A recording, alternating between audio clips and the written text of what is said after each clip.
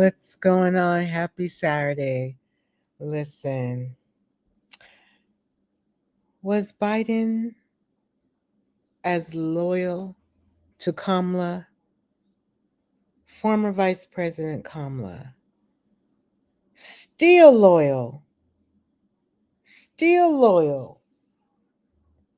to the man who people are saying, you know what, you should have never tried to run for president again.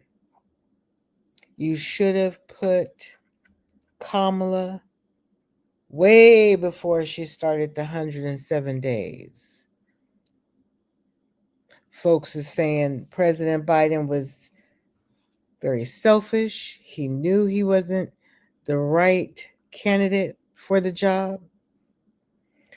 And he should have put his ego aside and really passed the baton to Kamala at the beginning.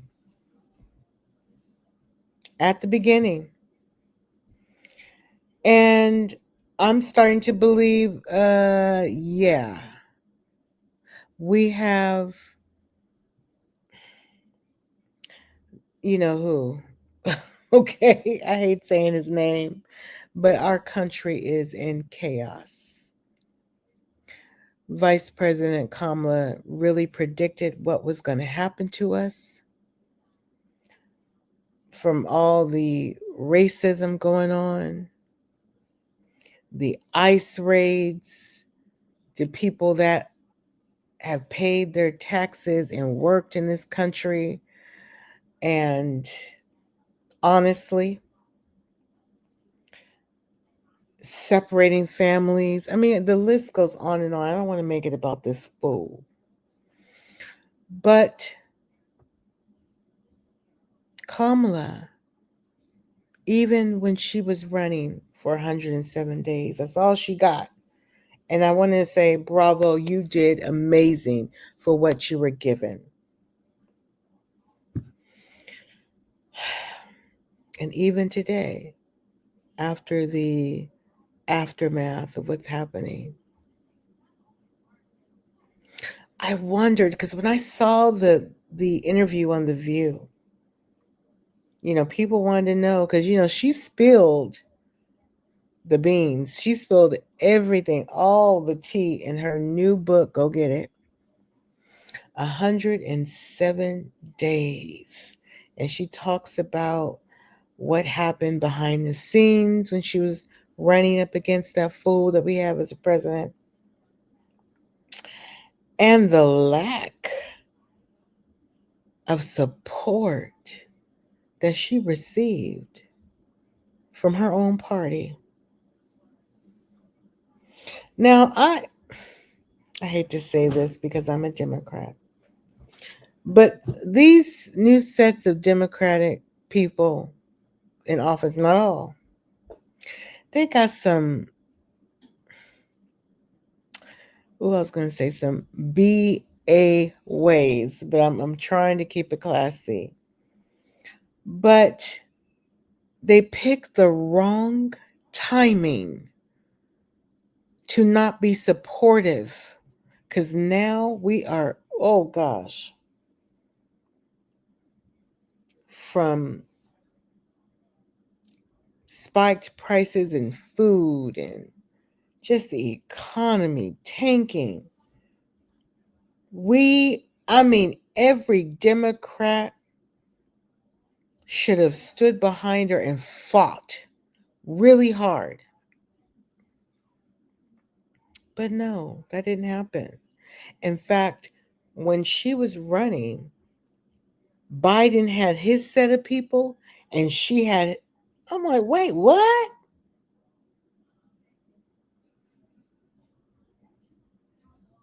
How are you going to have two cliques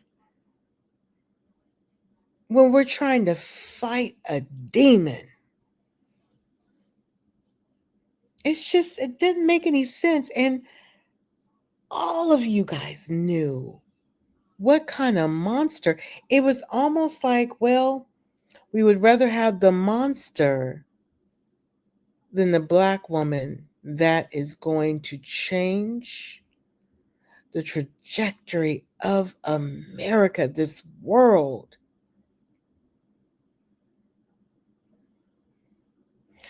We got folks thinking it's okay to use machine guns and try to harm people because of their views and talking crazy, calling them ratchet bees. I mean, just people are out of order.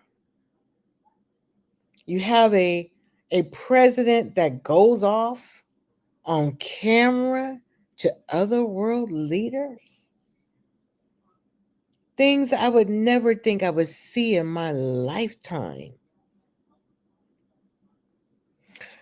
Baby Kamala, she really tells it all. But if you notice on her interviews, you know, she's asked about the things that were in the book. And what does she do? Deflect. And I'm going to ask you, people, click the subscribe button because I got to ask this. Do y'all think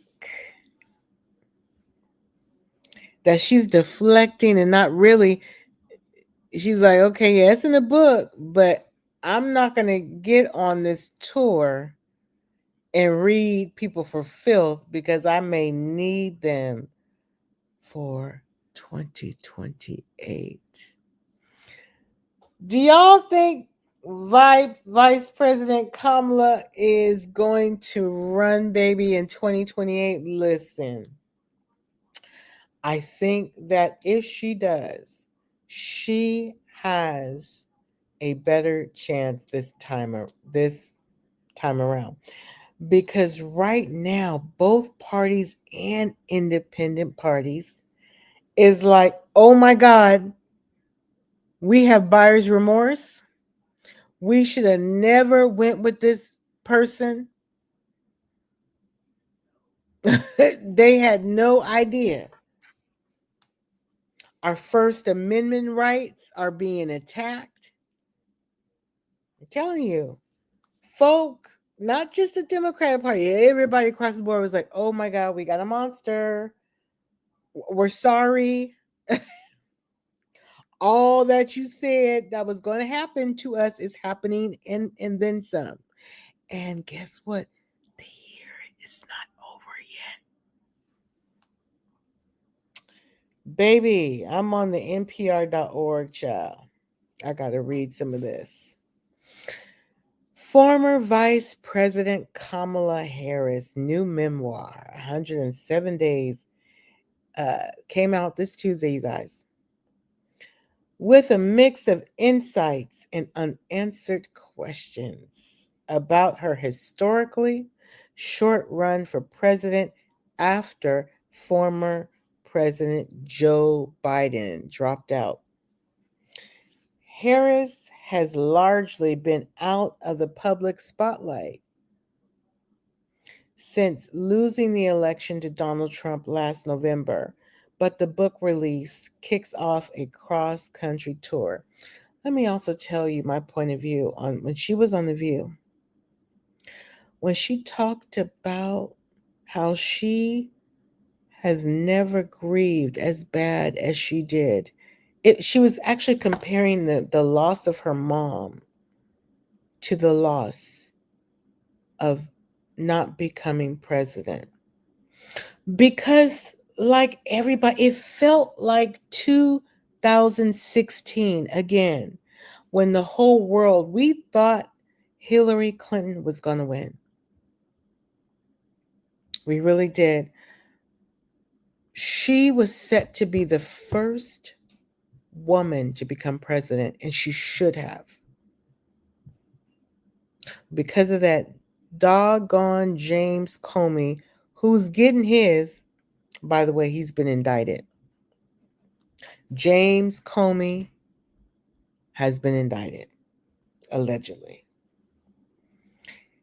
She was set to win, and he put out those false emails about her to derail her. That's a whole nother animal. I'm not going to speak on it. But when she spoke about on The View, my heart just went out to her because she was like, I really, she totally didn't tap into it. Like probably most Americans, we did not tap into her loss because it was like we didn't get a chance to grieve. Immediately, it was like a bad dream. You know, so many supporters allegedly. Because let me tell you, I'm going to get a lot of angry people saying this because I'm gonna talk about my folks. I'm gonna talk about us right now for a brief second. I don't believe that we fully supported her the day of. I'm sorry, hate to say that. It should have been a landslide. All the billions, me and my husband, we go back and forth. We go back and forth about this. I believe it should have been a landslide like Obama landslides. She had white men Republicans for Kamala supporting her and conference calls from white women Republicans supporting her, allegedly. Then her sorority sisters and all these black people were supposed to get on. Because I'm not going to sit here and just blame the other folks. I know how we operate. I can speak on this because I'm a black woman and I know how some, not all, but some of us, we get too emotional when we see someone propelling that looks like us. And then our insecurity sets in. Will she forget about us? Oh, she thinks she all that at the last minute. Oh, yes. Black on black hate exists. I'm sorry. I have to talk about it. Gotta talk about it. And see, no one wants to talk about it because it's supposed to be, oh, black girl magic. Oh, we are so committed to each other. No, we're not. Oh, I'm gonna get some hate mail. Oh, oh yeah, I'm gonna talk about it. I don't believe the day of that we clicked or we checked Kamala at the last minute. We wanted that other person. Just like the Biden people, did they really want her to win? His group. I believe half of the Democratic Party did not want her to win. And now look what's happening. Oh, you regretting it now. Oh, yeah. Oh, you regretting it now. 2028, y'all need to get it together, get united. Obamas, all y'all, Pelosi. My raggedy governor, Newsom. Talking about I'm on a hike. Child, she put that in the book. She talked about the people that were supposed to support her. And she said, California governor said, oh, I'm on a hike. And then she said, I'm still waiting to hear back. She spilled the beans in his book. Okay. Yeah. Yeah.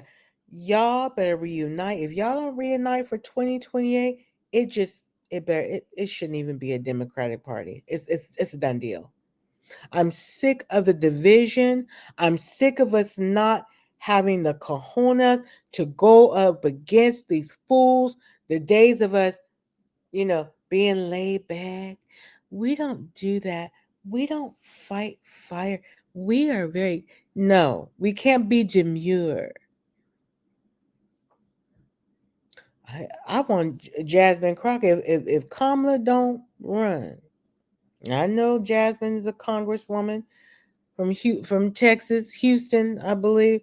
But I just want her to just come on, girl, run. Stacey Abrams, girl, come on, somebody. But I think Kamala is going to do it, y'all. Yeah. Harris believes she was loyal to Biden, but says the feeling wasn't mutual. Listen to this, y'all. Loyalty is one of the underlying themes in Harris's book. It's even laid out in one of the introduction quotes before the memoir begins from Kendrick Lamar's DNA. I got loyalty. I got royalty inside my DNA. Yes, she did quote Kendrick Lamar. Yes, she did. Yes, she did.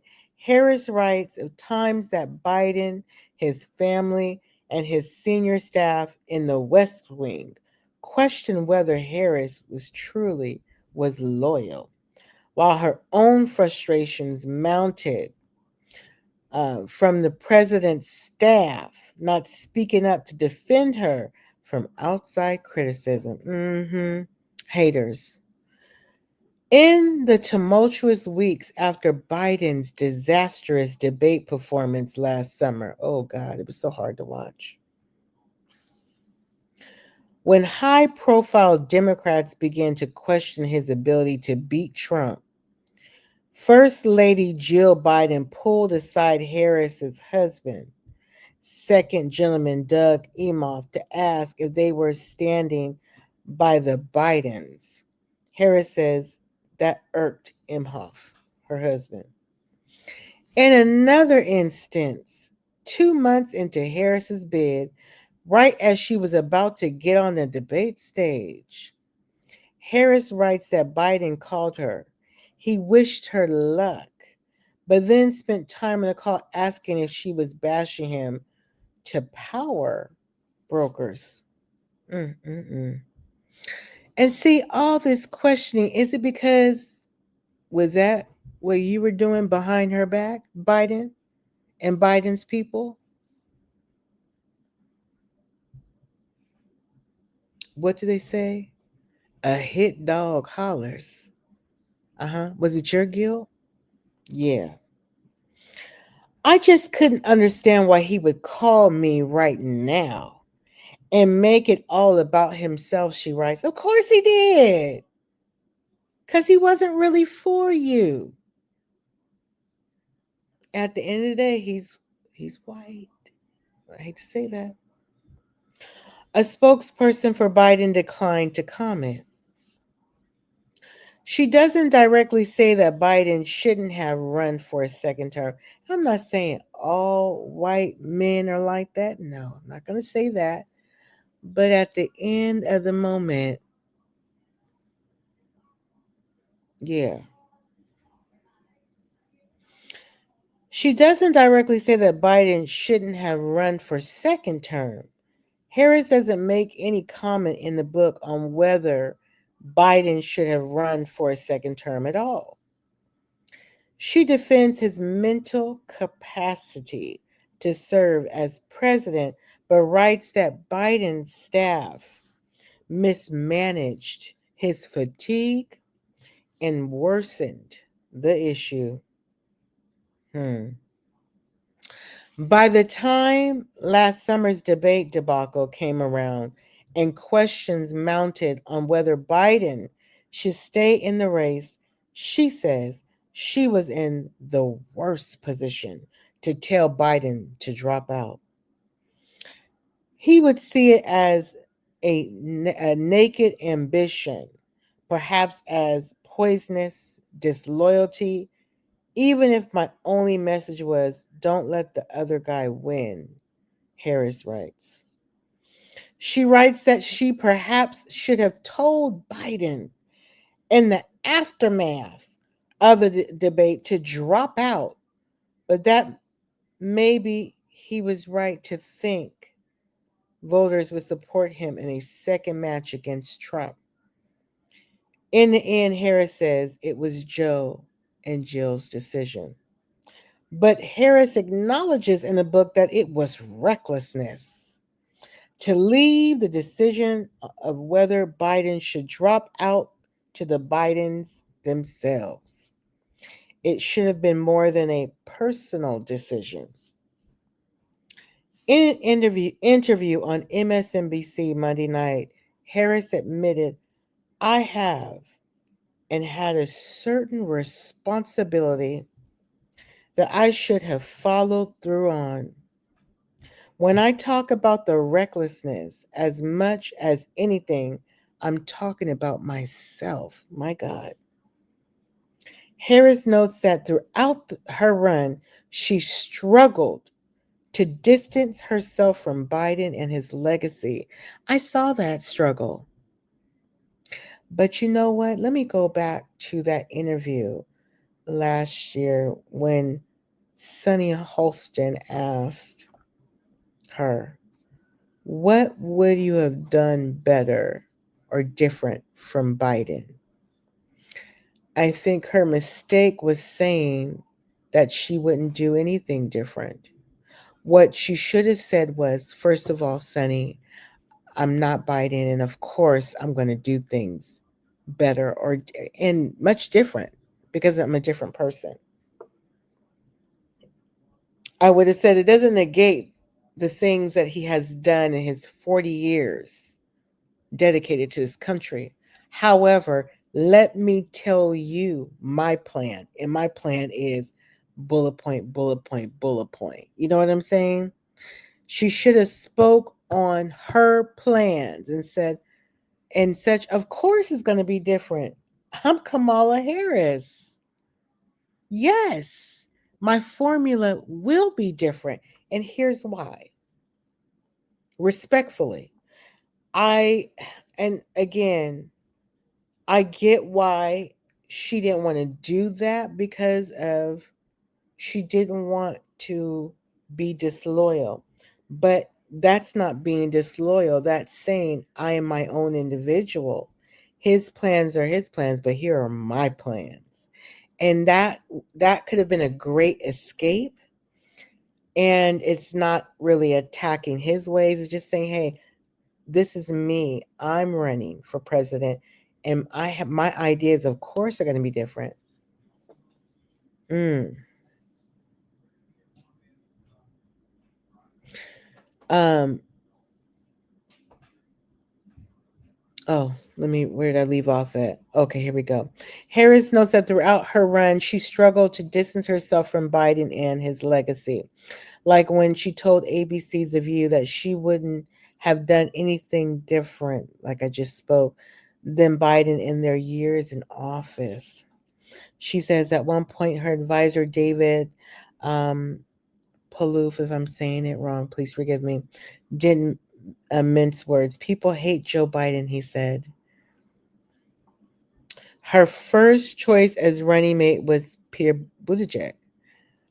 Harris reveals that Peter Buttigieg, her former 2020 political rival, who served as transportation secretary in the Biden administration, is a close friend and was her first choice for running for a running mate. She compliments Pete as a savvy communicator and says he would have been an ideal partner, but she had reservations about whether Americans would accept a ticket with a black woman married to a Jewish man alongside a gay man. And she's right to believe that. Some people are upset about that, but she's right to think about it. But you know what? I would have been like, listen, F it, let's do this. Either him or Shapiro, because I didn't understand the person she picked. It, I'm sorry, I didn't understand that. It just was like you just like she picked some toothpicks out of a jar. I'm just saying, no shade.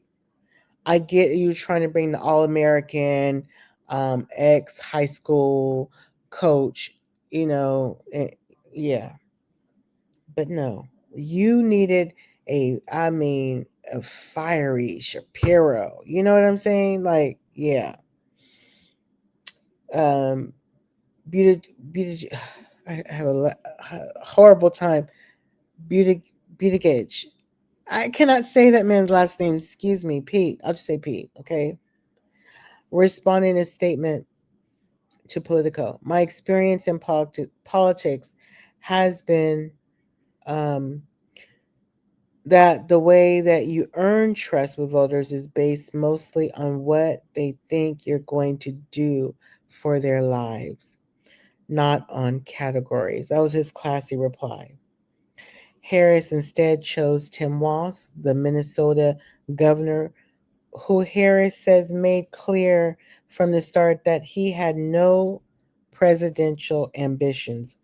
It was a contrast to Pennsylvania government, Governor Josh Shapiro, whom Harris is critical of in her book and paints as too ambitious um, for being a number two. She says Shapiro asked one of her staffers about how many rooms the VP's residence had.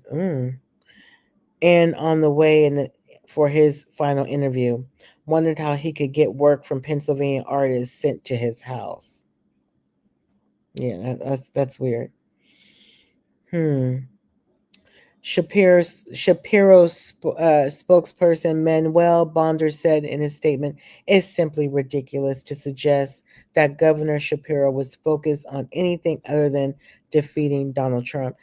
Yeah, I believe that he wanted to defeat Donald Trump. I don't think it was about how many rooms she had. Okay, that's crazy. But then again, I mean, folks are weird.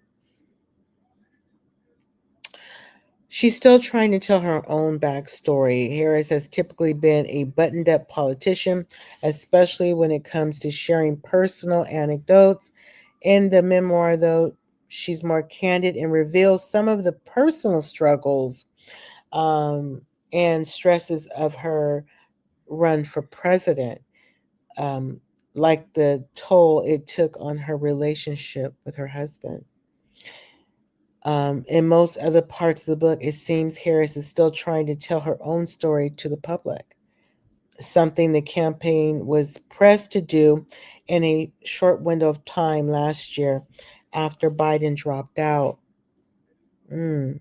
After 3.5 years of being a vice president that largely left her in the shadows, Harris spent several weeks on the campaign trail trying to reintroduce herself to the country in her own words. Mm. What's next for Harris is still unanswered. She didn't say no. She did not say no when they asked her, "Are you going to run for 2028?" She says, "Well, right now I'm talking about my book." She could have said hell no, but she didn't. I think with her, you know, revealing a lot in the book, but not really talking about it or verbalizing it in front of the camera is saying she's careful and she's running. You guys, tell me what y'all think. Kamala, girl, come on, girl, come on. We ready for round two. Come on, sister. I will vote for you again, and again and again. All right, I love you guys. I hope you are enjoying your Saturday. I know this video was long, but girl, I'm praying. Love you guys. Click the subscribe button and the bell so you can get alerted every time I drop a video.